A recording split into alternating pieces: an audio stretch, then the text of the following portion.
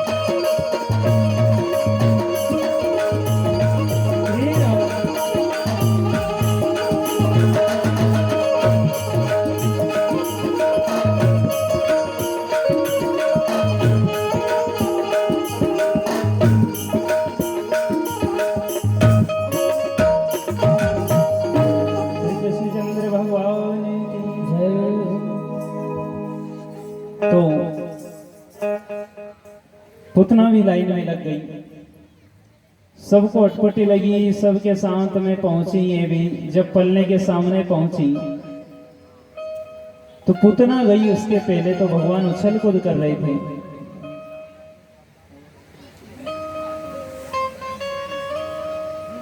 लेकिन जैसे पूतना सामने पहुंची, भगवान ने नेत्र बंद कर ली।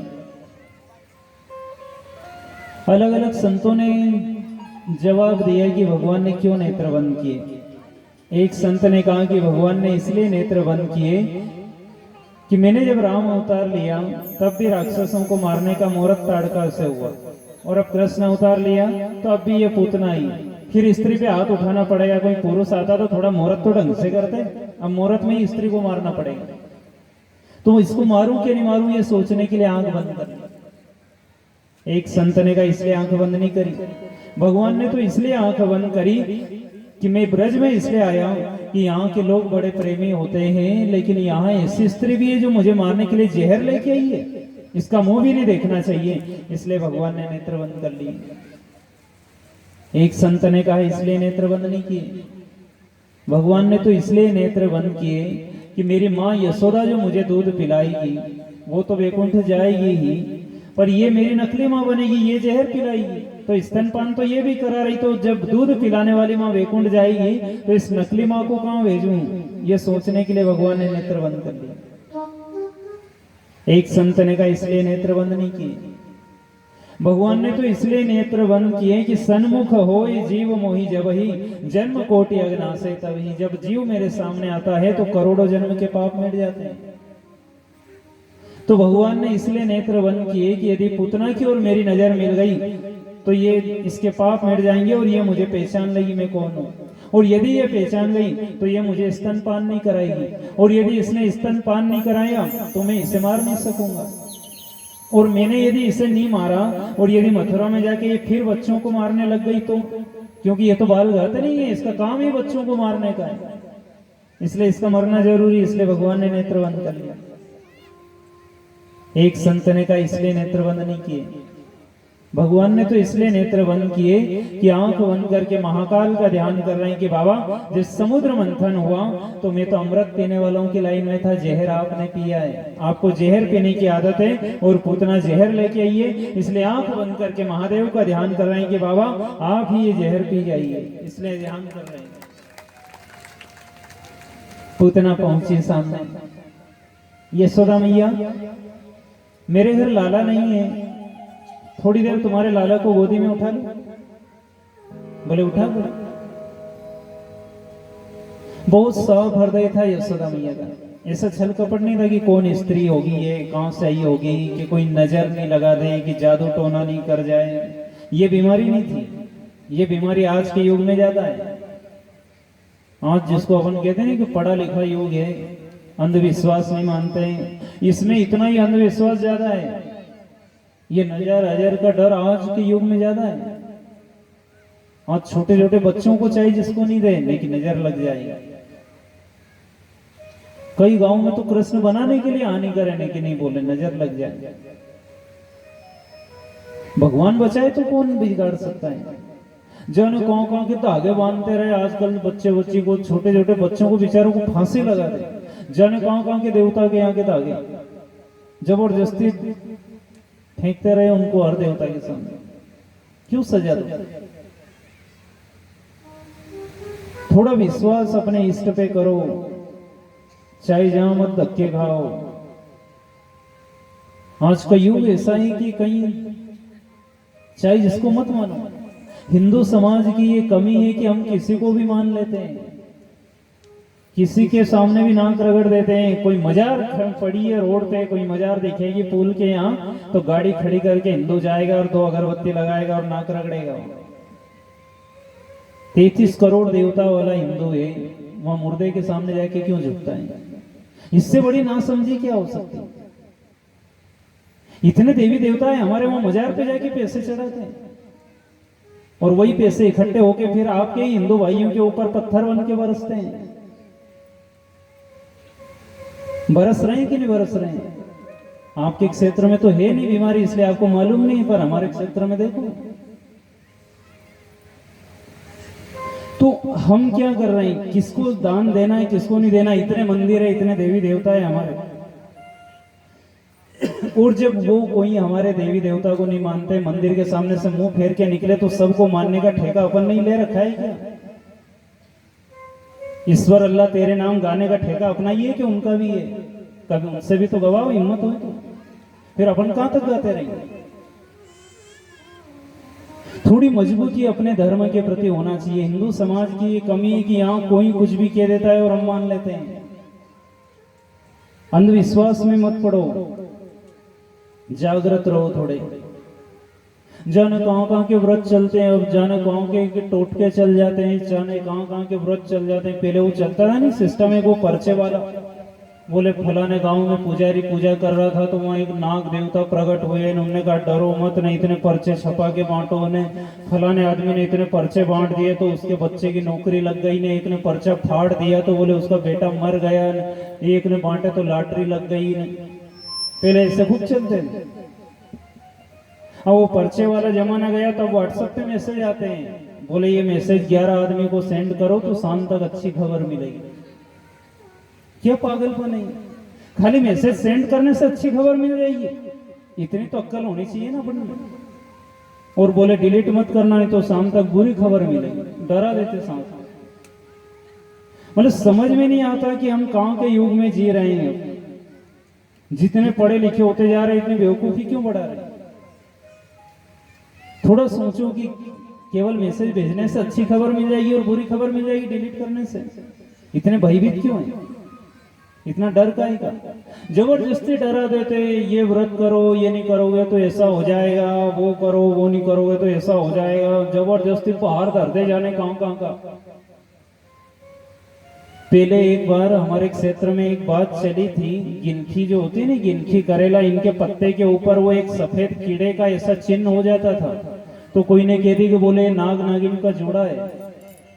इधर भी चली होगा अफवाह। हाँ, ऐसी अफवाह सब दूर फैल जाती है। तो कई दिन तक लोगों ने गिलकी करेला की सब्जी नहीं खाई कि नाग नागिन का जोड़ा है। और वो जोड़ा आज भी पत्तों पे दिख रहा है और आज लोग सब खा रहे हैं, पर कई दिन तक नहीं खाई उसका, डरा दिए लोग। तो ऐसी मूर्खता की बातें क्यों मानते हैं? चाहे जहां के व्रत चल जाए, कलयुग है ये, कई हवा चलेगी इसमें, कई व्रत चलेंगे। तुलसीदास जी पहले कह गए हैं कि कलयुग में इतने रास्ते हो जाएंगे कि आदमी को समझ में नहीं आएगा कि सही रास्ता कौन सा है, वो दब ही जाएगा सही रास्ता। और चाहे जहां के रास्तों पे लोग चलने लग जाएंगे, और चल रहे हैं लोग। अपने इष्ट पे भरोसा करो, कहां धक्के खाओ। चाहे जहां के व्रत उपवास क्यों करो, जो शास्त्र सम्मत है वो व्रत करो।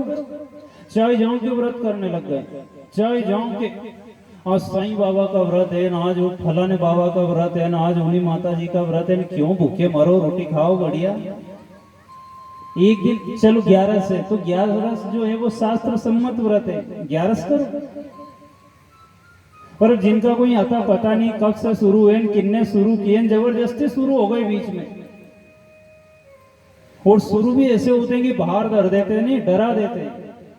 जाने क्या किया, बोले ये इतने चूड़ी पहना हो। एक बार चूड़ी वाले के यहाँ चूड़ी ज्यादा इकट्ठी हो गई तो चूड़ी की छोड़ दी उन्होंने।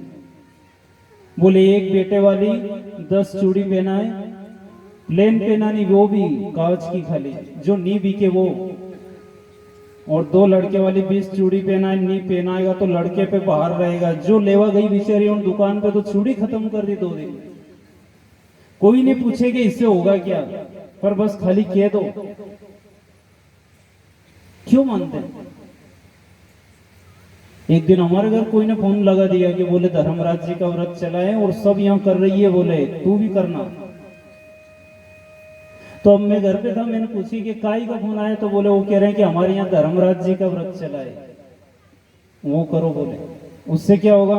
बोले सबको कैसे करना? बोले एक केला 5 जने को बांटो, एक केला खाली, और वो 5 जने फिर 5 जने को बांटे। बोले मैंने कि एक केला भी मत बांटना किसी को। अरे बोले धर्मराज जी को व्रत है, बोले उन्हें की है कि नहीं करो तो आदमी का माथा पे बाहर है। मन की कहाँ है बाहर? भजन लागना तो चाहिए नहीं, जबरदस्ती बाहर धर कि बाहर है, नहीं करो। गोपियों की तरह एक मंत्र हो जाना चाहिए, देव हमारे रमण बिहारी और हम हैं रमण बिहारी के, हमें ना किसी से लेना देना है, ना ही ब्रह्म से काज कछु हमको, वैकुंठ की राह न जावनी। कौन ब्रह्म, कौन वैकुंठ, कौन योग, कौन स्वर्ग गोपियों ने कह दिया हमें जो नंद महल की रह रही है, इससे बड़ा कोई वैकुंठ नहीं है हमारे लिए, यही वैकुंठ है, इस पे नाक रगड़ के मर जाएंगे हम, तुम्हारे वैकुंठ से कोई लेना देना नहीं है। इतनी मजबूती अपने इष्ट के प्रति होनी चाहिए कि बस जो भी है बस तू है, उससे मांगो नहीं, क्यों इधर उधर धक्के खाओ। जब देख लो कि डूबने लगे तो उससे ही प्रार्थना करो कि प्रभु अब तू ही उबार सकता है, तू नहीं उबारेगा तो कौन उबारेगा। जो संकट आए, गोपियों के यहाँ कभी आग भी लगी तो दौड़ के कृष्ण के पास जाती, कभी अगासुर आया तो कृष्ण के पास जाती, कभी इंद्र कोप करना, जो भी समस्या आई बस श्याम सुंदर के पास पहुंच जाती कि बस तू ही हमारा है कौन। बस जीवन के इस सागर में जब डूबने लगो तो उससे ही प्रार्थना करो, चाहे जहां मत जाओ, तो चाहे जहां के देवी देवता को मत मानो। कलयुग में बहुत सारे देवी देवता प्रकट हो गए,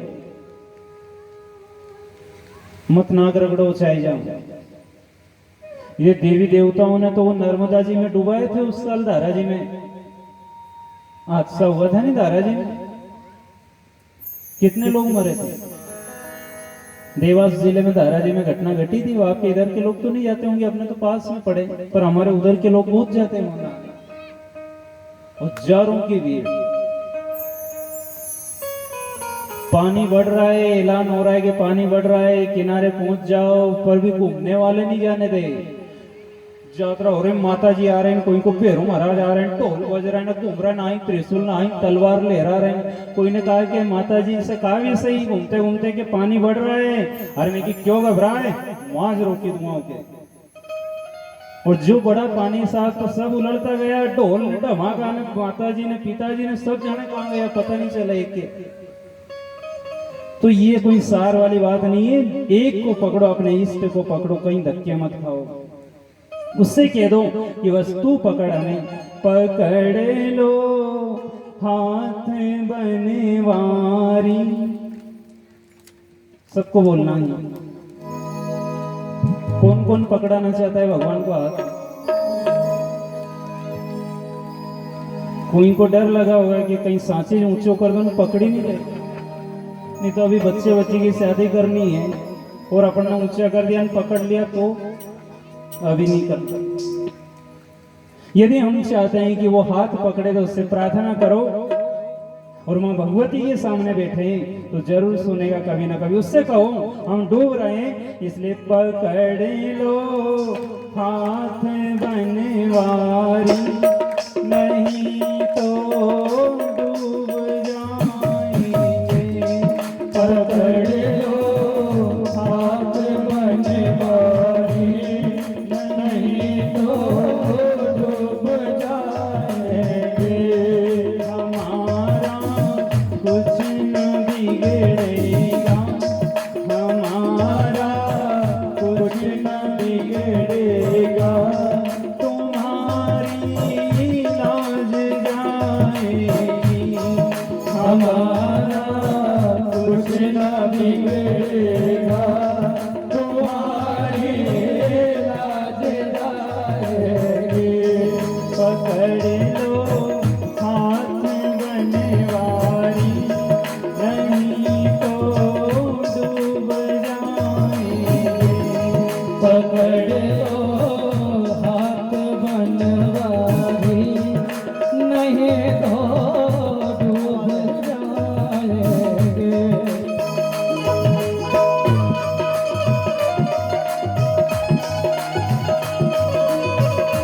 हरि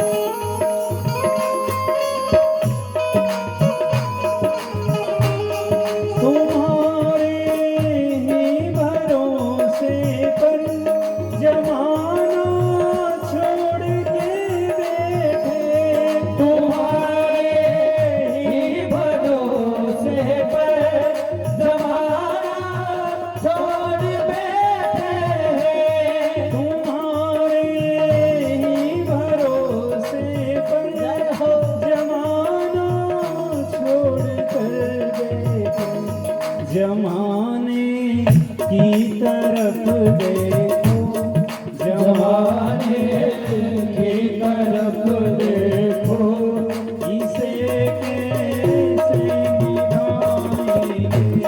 पकड़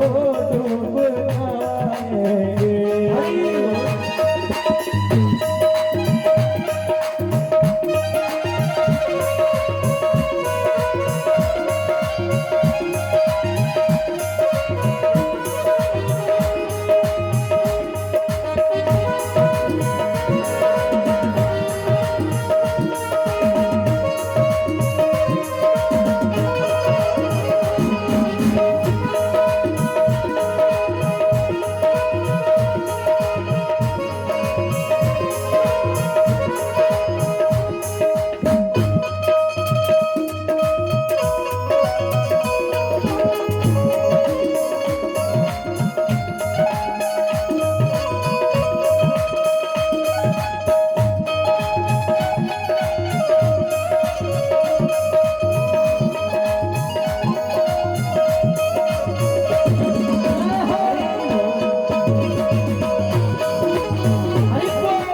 नहीं तो डूब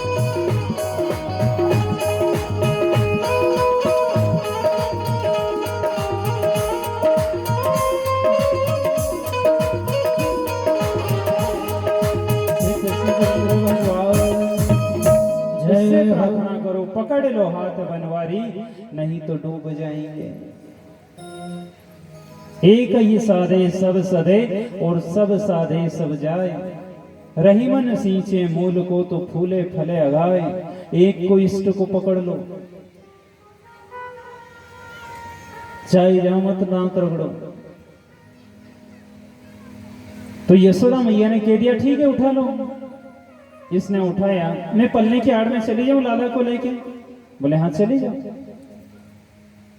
पलने की आड़ में पहुंची और स्तन लगा के स्तन पे जहर लेके आई थी, स्तनपान कराने लगी। भगवान ने दूध पिया, जहर पिया, इसके प्राण को भी खींचने लगे। ये चिल्लाई, अरे यशोदा तेरे लाला से छुड़ा दे। बस मर गई और इतना बोली और अपना असली चेहरा बताई हुई कि मेरा असली चेहरा तो ये, मैं जो लेके आई वो तो नकली चेहरा है। मरते मरते सही बोल गई। इसके शरीर के टुकड़े किए और इसका दाह संस्कार किया। कंस को खबर दी नारद जी ने कि पुतना को भेजी थी। बोले हाँ। बोले मर गई? पुतना मर गई? बोले हाँ।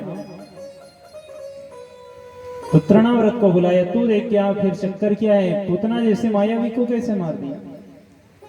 तृणाव्रत आया और बवंडर का रूप लिया, बड़ा भारी तूफान का रूप लिया और श्याम सुंदर को उठा के ले गया ऊपर। श्याम सुंदर ने इतना वजन बढ़ाया, इससे वजन सहन नहीं हुआ, ये नीचे गिरा और ऊपर श्री कृष्णचंद्र भगवान की जय। तृणाव्रत को भी मारा।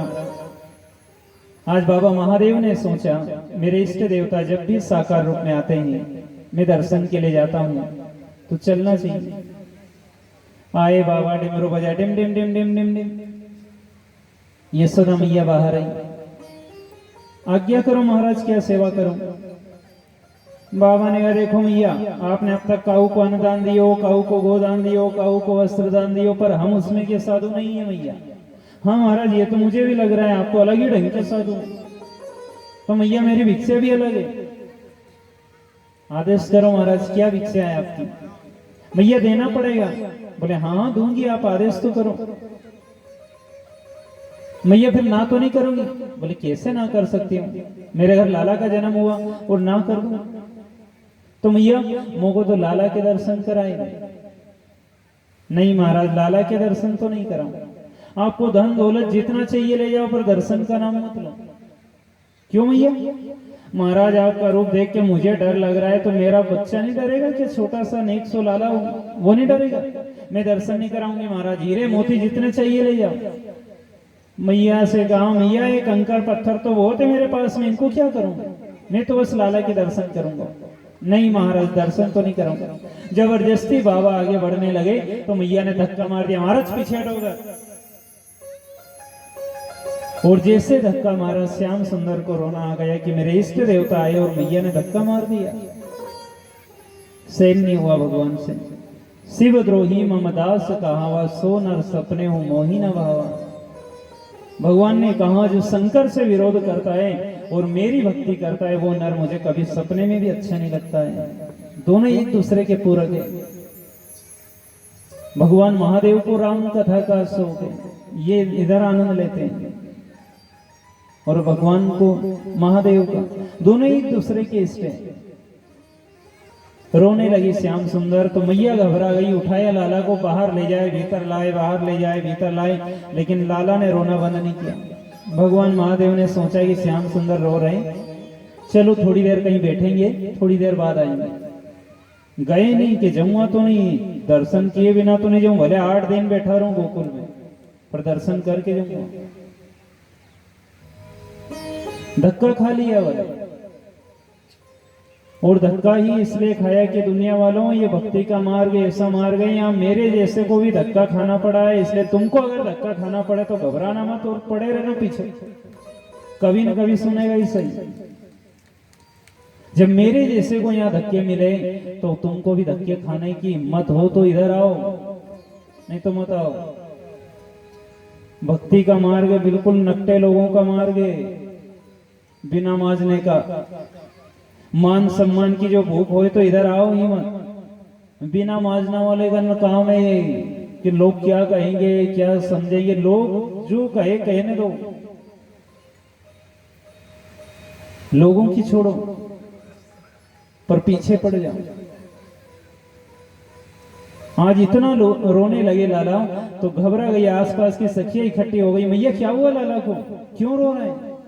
सखी पता नहीं क्या हुआ। एक बाबा आया था और कह रहा था कि मैं तो लाला के दर्शन करूंगा, और मैंने उसे दर्शन नहीं कराए और मैंने उसे धक्का मार दिया, और मैंने जैसे उसे धक्का मारा ना, बस उसी समय लाला ने रोना शुरू किया। मुझे तो ऐसा लग रहा है वो बाबा ही कोई जादू टोना कर गया है, वो बाबा ही ऐसा था, और वो यहीं कहीं भटक रहा होगा, गया नहीं होगा, उसे बुला के ले आओ। उसने यदि कुछ किया होगा तो वो इसे ठीक कर देगा। गई सखियां ढूंढती ढूंढती, बाबा एक चबूतरे पे बैठे हैं। बाबा चलो यशोदा मैया बुला रही है आपको। बाबा ने कहा मैं नहीं आऊंगा। क्यों? बोले धक्का मार दिया मुझे उन्होंने। अरे बोले धक्का मार दिया, पर अब उनका लाला रो रहा है, इसलिए उसको देखने के लिए बुलाया है। चल रे जोगी नंद भवन में यशोमती तो ही बुलावे, आप चलो तो सही, एक बार देखो से उनके लाला को क्या हुआ। चले रे जोगी नंद भवन में यशोमती तो ही बुलावे, चले रे जोगी नंद भवन में यशोमती तो है बुलावे, चले रे जोगी नंद भवन में यशोमती तो बुलावे, चले रे जोगी नंद भवन में यशोमती तो है बुलावे।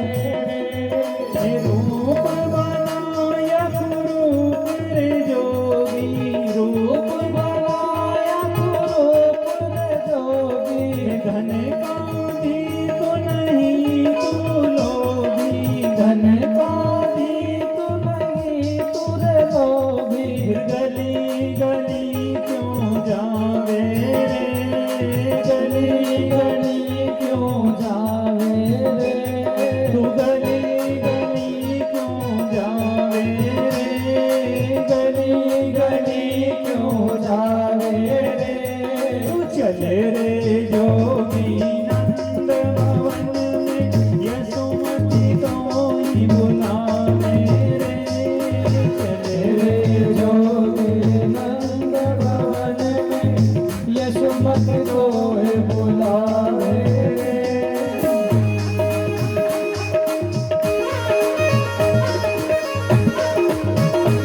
तालियां बजाते हुए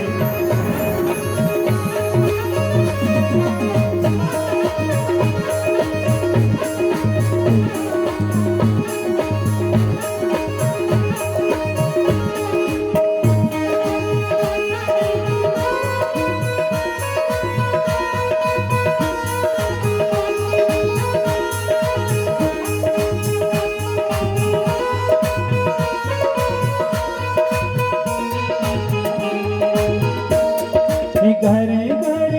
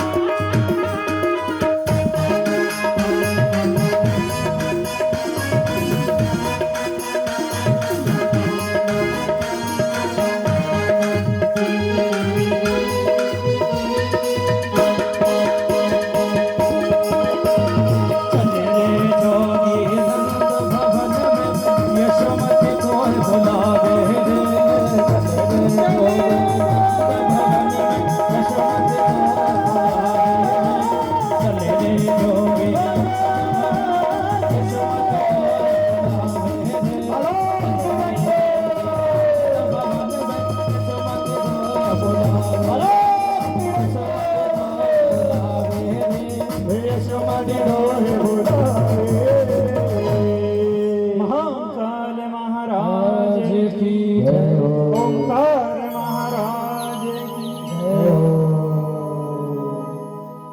बाबा ने उठाया त्रिशूल, चले।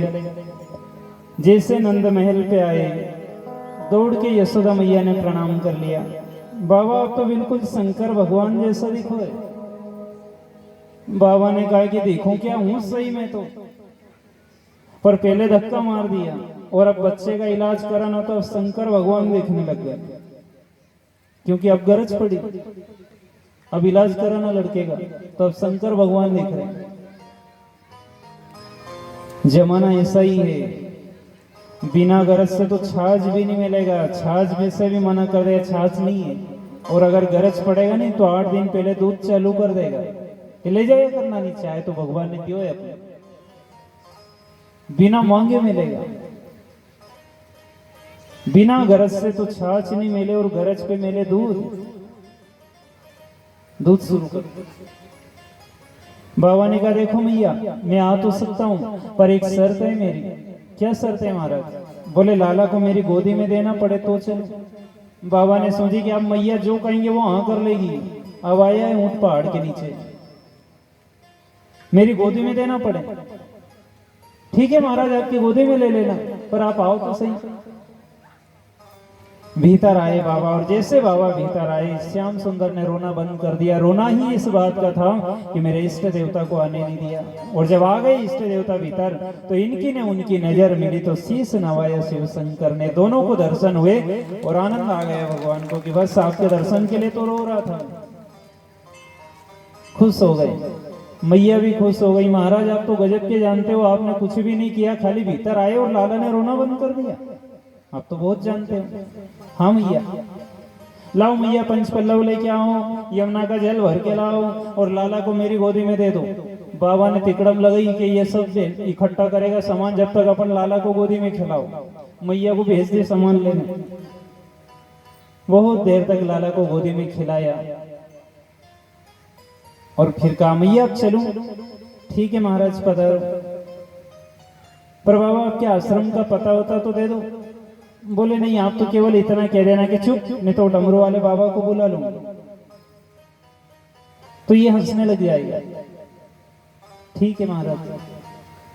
बाबा यहां से चले गए। अब 1 साल की उम्र हो गई श्याम सुंदर की। गर्गाचार्य ऋषि आए मथुरा से नामकरण संस्कार करने के लिए।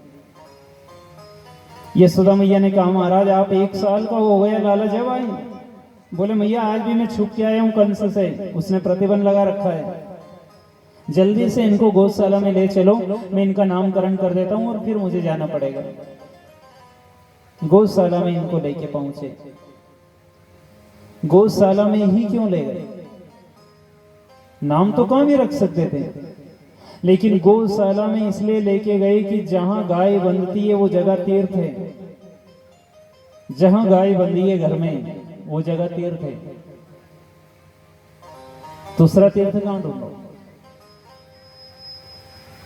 गाय का महत्व आज हिंदू समाज ने समझ रहा है। आज गाय की क्या स्थिति हो गई? सर्वदेवमयी गौ माता है। इस देश की परंपरा रही है कि सदियों से गाय को मां कह के हम पूजते आ रहे हैं। पूजते तो अब भी है। दीपावली पे, दीपावली के 4 दिन पहले ढूंढने लग जाएगा। गाय तो चाहिए यार, दिवाली पे गाय चाहिए। दिवाली के 4 दिन पहले बांध लेगा, पूजा कर देगा ना, दिवाली के 2 दिन बाद देगा लकड़ी की ना, भगा देगा रोड पे। और खेते खेत भागे फिरे लोग, क्या नहीं कि आवारा गाय आ गई उनको भगाने जा रहे हैं। गाय आवारा? सोचने की बात है कि गाय आवारा हुई है कि आदमी आवारा हुआ है। आदमी आवारा हो गया है, इसलिए गाय को आवारा घूमने की नौबत आ गई है, क्योंकि हमने संभालना बंद कर दिया। गाय के महत्व को समझो। आज के विज्ञान को मानना पड़ा है कि इस देश में गाय की पूजा क्यों की जाती है। गाय की पीठ पे यदि आप 15 मिनट तक रोज हाथ फेरोगे तो सारी बीमारियां दूर हो सकती हैं। गाय का गोमूत्र का इतना महत्व बताया गया है कि कैंसर जैसी बीमारी को ठीक कर सकता है। और इसीलिए इस देश में परंपरा हजारों साल से चल रही है कि गाय के गोबर से लिपा जाता है। जब भी कोई अच्छा आयोजन करना है तो गाय के गोबर से लिपने की परंपरा है, क्योंकि गाय के गोबर में ऐसे तत्व है कि जो रोग फैलाने वाले कीटाणु होते हैं उनका नाश कर देता है गोबर। ये आज के विज्ञान ने रिसर्च कर लिया कि वास्तव में इसलिए इस देश में परंपरा गाय के गोबर से लिपने की है। गाय के महत्व को समझो, गाय के दूध के महत्व को समझो। सबसे बड़ा टॉनिक है वो। आजकल न जाने कहां कहां के ब्रोनविटा नॉनविटा जो पिलाते हैं, ये कुछ भी पिलाने की जरूरत नहीं। देसी गाय का दूध पिलाओ,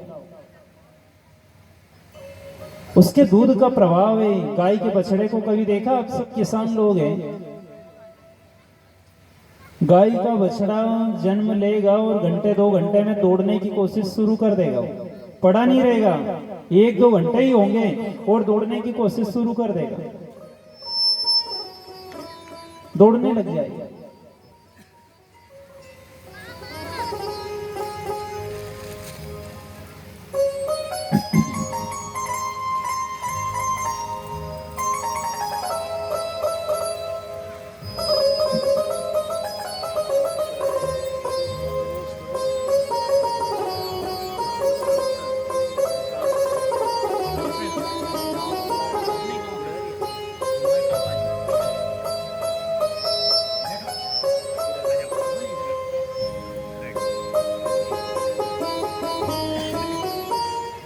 बहुत बहुत हार्दिक स्वागत है आपका।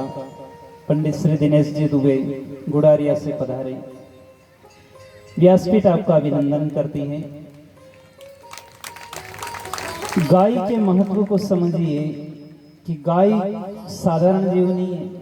मानव समाज को दिया गया भगवान का सर्वश्रेष्ठ वरदान अगर कोई है धरती पे तो गौ माता है, और इसलिए उसने गाय चराई। उसका दूध एक अलग है। गाय के बछड़े पैदा होंगे और घंटे 2 घंटे में उछल कूद शुरू कर देंगे, दौड़ने लग जाएंगे। और भैंस के बछड़े को देखना, भैंस के पाड़ा पाड़ी को देखा होगा ना। गाय का बछड़ा 2 घंटे में तो उछल कूद शुरू कर देगा। भले गिरेगा तो फिर उठेगा, फिर गिर जाए, भले नहीं खड़ा रहेगा उससे तो भी उठेगा। और उधर भैंस के पाड़ा पाड़ी 15 दिन तक तो उनके माथे नहीं उड़े पड़िया रहेगा। मरे अबे उनके देख लो तो रोटी नहीं वाए, मछड़ा मट पड़िया रहे, उनमें चंचलता नहीं है।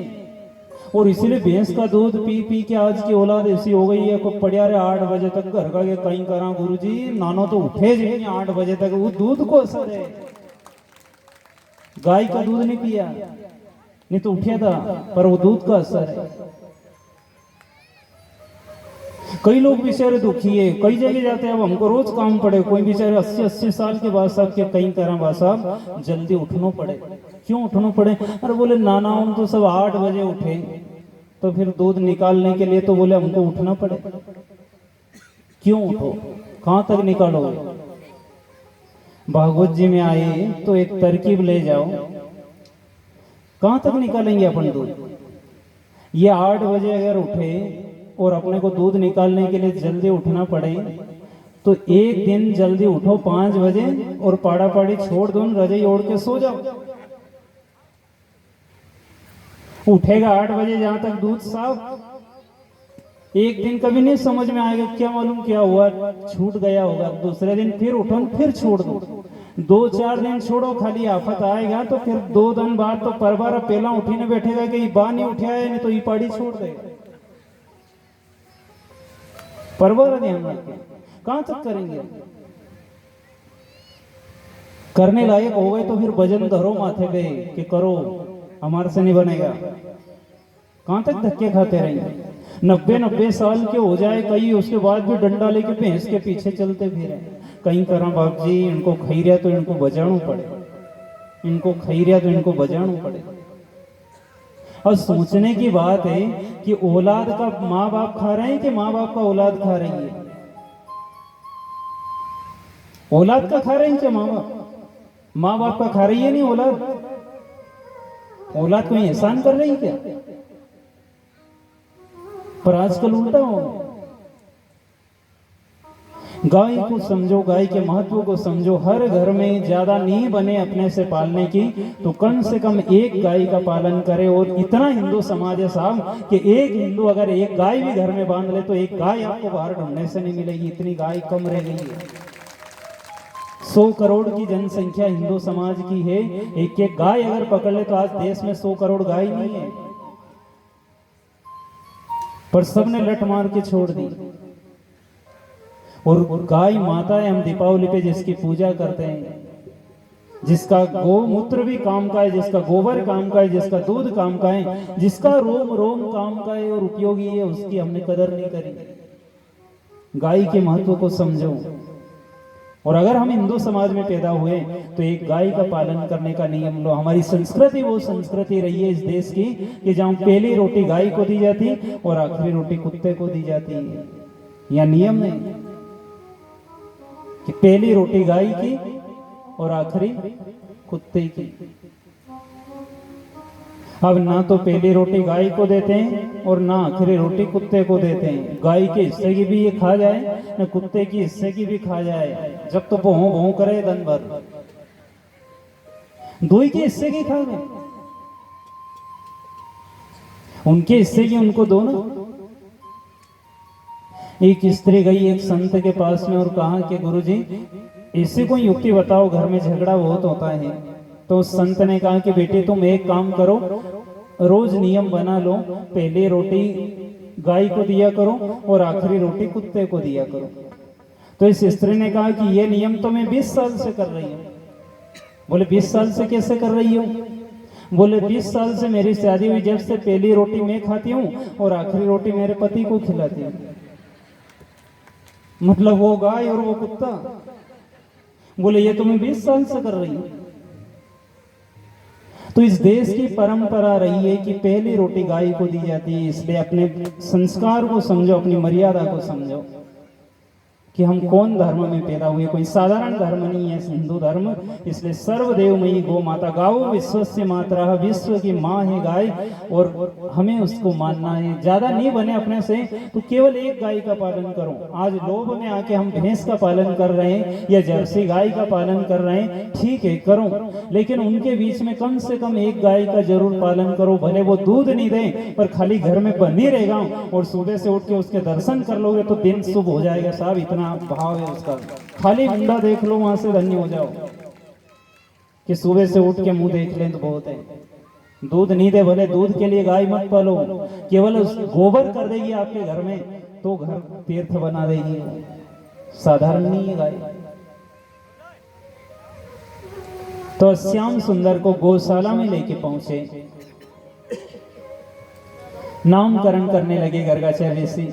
मैया ये जो बड़ा बालक है ना आपका, इसके बल का पार नहीं है मैया, इसलिए मैं इसका नाम बलराम रखता हूँ। श्री बलराम जी महाराज की जय। फिर छोटे का नंबर आया तो गर्गाचार्य से ने कहा मैया इसके तो क्या नाम रखूं, ये तो काम करता जाएगा और नाम होते जाएंगे। क्यों महाराज? बोले दुनिया इसको हजारों नाम से पुकारेगी, पर फिर भी मेरे विचार से ये सहज ही सबको अपनी ओर आकर्षित करेगा, इसलिए मैं इसका नाम कृष्ण रखता हूँ। श्री कृष्णचंद्र भगवान की जय। अब चलो मैया, महाराज लाला का जन्म हुआ और आप कहाँ चल दिए? भोजन करके जाना पड़ेगा। नहीं नहीं मैया देर हो जाएगी। नहीं महाराज भोजन तो करना ही पड़ेगा। ठीक है मैया लाओ आटा सामान दे दो।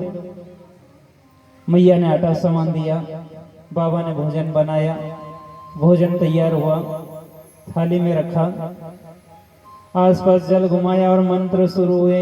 परमात्मा के परम भक्त थे, कभी बिना भोजन जब भी करते भोग लगा के करते।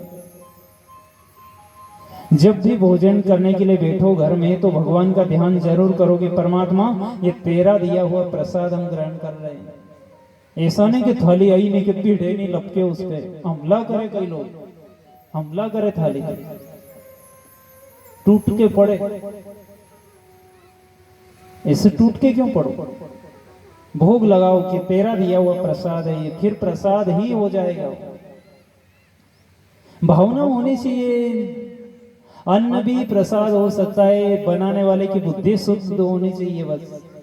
और हमारे यहाँ तो इतनी परंपरा कही गई है, श्री राम शर्मा आचार्य का तो कहना था कि परोसने वाले तक का भी असर होता है खाने वाले पे, बनाने वाले का तो दूर की बात है।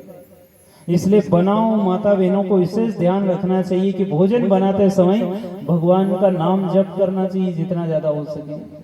उसका नाम स्मरण करके भोजन बनाओ कि मैं भोजन नहीं बना रही हूँ, मैं ठाकुर के लिए प्रसाद बना रही हूँ।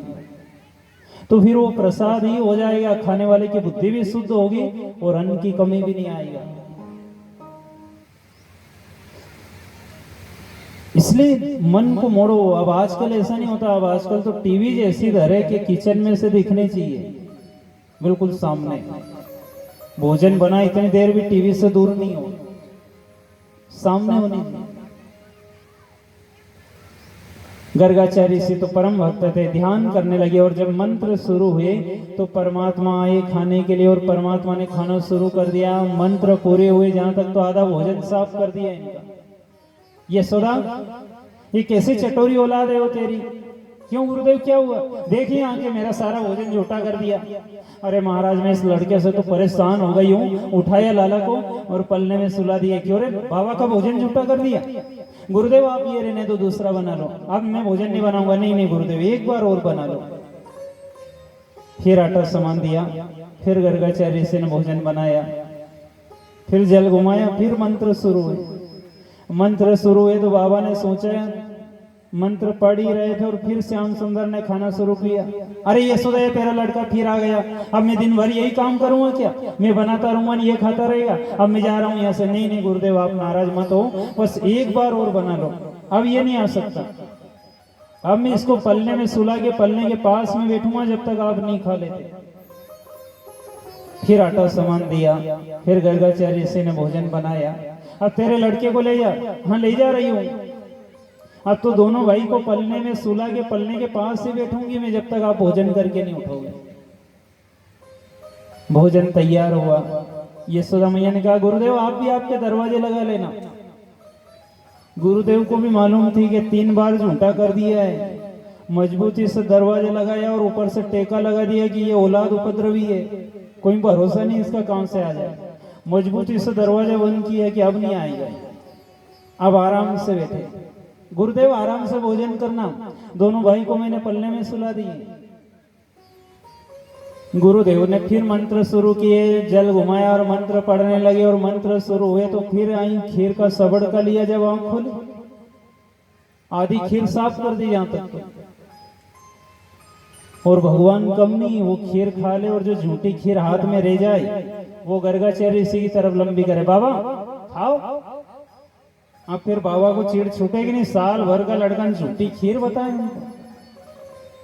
गर्गाचार्य से ने कहा, बेटा खा ले तू, हो एक औलाद हुई है नंद बाबा के और तू भी तार देगा, खा ले तू। यशोदा मैया ने सुना, बाबा किससे बात कर रहे हो? अरे क्या किससे बात कर रहा हूँ, ये औलाद आ गई तेरी, देखिए आके सारा भोजन झूठा कर दिया इसने। यशोदा मैया ने कहा, वो नहीं आ सकता, वो तो सो रहे दोनों भाई और मैं डर के मारे कहीं गई भी नहीं हूँ, यहीं बैठी हूँ जब से। गर्गाचार्य से ने कहा, मैं पागल हूँ जो चिल्ला रहा हूँ, यहाँ देख आके, अगर नहीं खा रहा हो तो मेरी गलती बताना। दरवाजा खोला, देखा मैया ने तो वास्तव में खीर खा रही। गुरुदेव मैं भी आपसे झूठ नहीं बोल रही हूँ, आप चलो, यदि वहां नींद सो रहे हो तो मेरी गलती बताना। वहां पहुंचे तो वास्तव में दोनों नींद में सो रहे हैं। यहाँ देखे तो खीर खा रहे हैं, वहां देखे तो सो रहे हैं। चकित हो गई यशोदा मैया कि ये क्या हो रहा है, खीर भी खा रहे हैं और सो भी रहे हैं। पर गर्गाचार्य से तो प्रकांड विद्वान थे, प्रणाम कर लिया, मुझसे बहुत बड़ी भूल हो गई है, मैंने आपको पहचाना नहीं। भगवान ने कहा, अभी तो आपने मेरी महिमा का बखान किया था, बोले अब मुझे क्षमा कर दो और ऐसा आशीर्वाद दो कि मैं जिंदगी भर जब भी भोजन के लिए बैठूं तो एक पल के लिए आपको इसी बाल रूप में मुझे दर्शन देना पड़ेगा। बाबा भगवान ने कहा, बाबा जब भी याद करोगे एक पल के लिए आपको इसी बाल रूप में दर्शन दूंगा। श्री बाल कृष्ण भगवान की जय। गर्गाचार्य जी यहाँ से विदा हो जाते हैं। सट्टासुर को कंस भेजता है, भगवान उसको भी मार देते हैं। आज श्याम सुंदर उठे घर में, मैया भूख लगी है, मैया भूख लगी है, मैया भूख लगी, रोने लगे तो मैया छाछ कर रही थी। तो मैया को सुना या नहीं छाछ करने की आवाज में? भगवान को बुरा लग गया कि मैया मेरी बात नहीं सुनती। उठे बिस्तर पे से और मटकी फोड़ दी। और जैसे मटकी फोड़ी, मैया को बहुत बुरा लगा कि अरे तेरे इतने पावर बढ़ गए, तेरी बात नहीं सुने तो मटकी फोड़ दी, तू कल से और ज्यादा उपद्रव करेगा, तेरा इलाज करना पड़ेगा। उठाया डंडा और पकड़ने के लिए दौड़ी, आज तुझे बांधूंगी और मारूंगी नहीं, जब समझ में आएगा बहुत इतरा गया है। बात नहीं सुने तो मटकी फोड़ने लग गए। उठाया डंडा और पकड़ने के लिए दौड़ी। आगे आगे श्याम सुंदर भाग रहे और पीछे पीछे मैया भाग रही। आज देवता भी देख रहे हैं कि मैया जो शेष महेश गणेश दिनेश सुरेश जाहि निरंतर ध्यावे, जाहि अनादि अनंत अखंड अछेद वेद सुवेद बतावे। और नारद से सुख व्यास रटे, पछी हारे तऊ पुनि पार न पावे, ताही अहीर की छोहरिया छचिया भरी छाछ पे नाच नचावे। जो किसी के ध्यान में नहीं आता है मैया, जो नारद से सुख व्यास रटे, पचिहारे तऊ पुनि पार न पावे, जो इसे योगी जन पार नहीं पा सके, वो तेरे हाथ में डंडा